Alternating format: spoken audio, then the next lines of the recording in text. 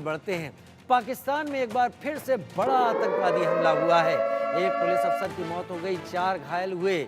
12 देशों के राजदूत के काफिले में बम का धमाका हुआ। काफिले में सबसे आगे थी पुलिस की वैन। खैबर पख्तूनख्वा के स्वात में यह आतंकवादी हमला हुआ है। 12 देशों के राजदूत बस से इस्लामाबाद जा रहे थे। खैबर पख्तूनख्वा के स्वात में यह धमाका हुआ है। ये वही इलाका है जो तहरीके तालिबान पाकिस्तान का गढ़ यानी टीटीपी का गढ़ कहा जाता है।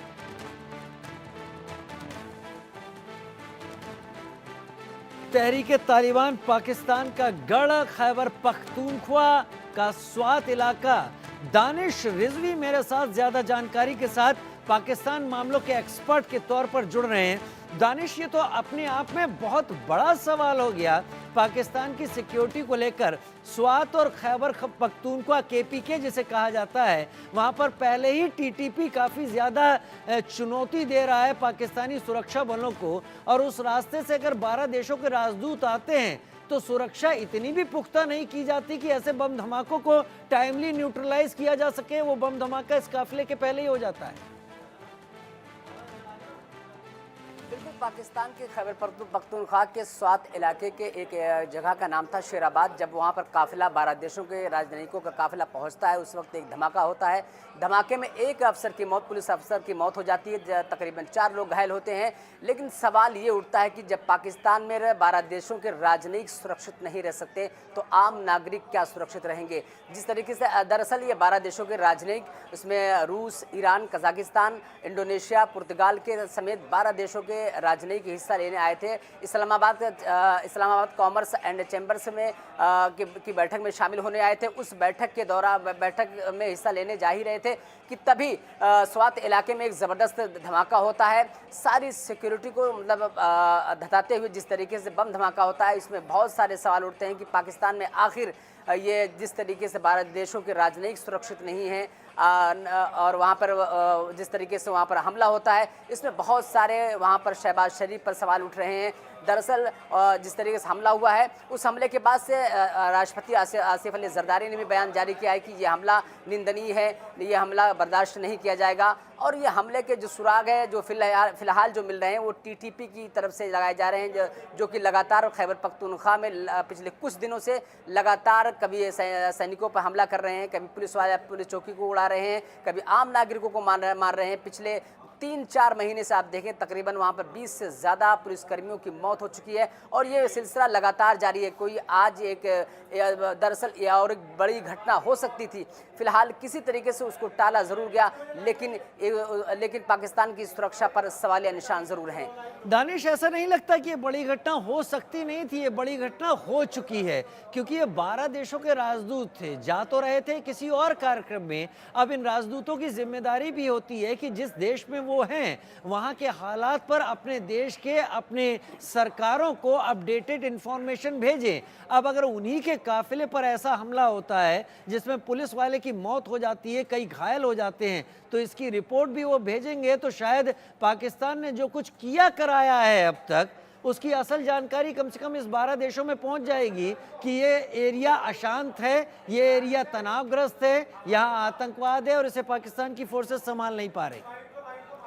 बिल्कुल, दुनिया को मालूम है कि पाकिस्तान में किस तरह से आतंकवादियों का गढ़ है। उसके बावजूद जिस तरीके से पाकिस्तान की विनती के बावजूद बाद 12 देशों के राजनयिक व्यापार को बढ़ाने के लिए और वहाँ पर महंगाई जिस तरीके से हो रही है, लगातार पाकिस्तान के प्रधानमंत्री, वहाँ के विदेश मंत्री दौरा कर रहे हैं, गुहार लगा रहे हैं कि आइए हमारे यहाँ व्यापार कीजिए, बिजनेस कीजिए। लेकिन इस तरीके से अगर राजनयिक पर हमला होता है तो व्यापार किस तरीके से बढ़ेगा, ये अंदाज़ा लगाया जा सकता है। क्योंकि एक अच्छे व्यापार के लिए एक सुरक्षा की पुख्ता इंतज़ाम होने की बहुत ज़रूरत होती है।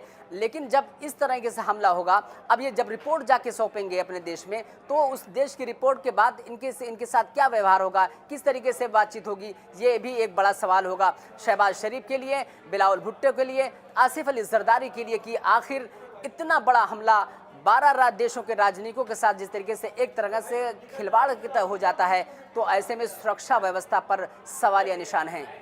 राष्ट्रपति वहां के कह रहे हैं कि यह किसी को बख्शा नहीं जाएगा, हम इनसे कड़ाई से निपटेंगे। ये दो रवैये पाकिस्तान हमेशा रखता है और इसीलिए फंसता है। भारत में आतंकवादियों को भेजता है तो कहता है नॉन स्टेट एक्टर्स हैं, इनसे हमारा कोई मतलब नहीं, और जब यहीं पर टीटीपी ऐसा कुछ करता है तो कहता है हम बख्शेंगे नहीं। इन दो वर्जन को लेकर चलने वाला पाकिस्तान इससे बेहतर तो अपने लिए सूरत हाल नहीं बना सकता। यही सब होता रहेगा वहां पर।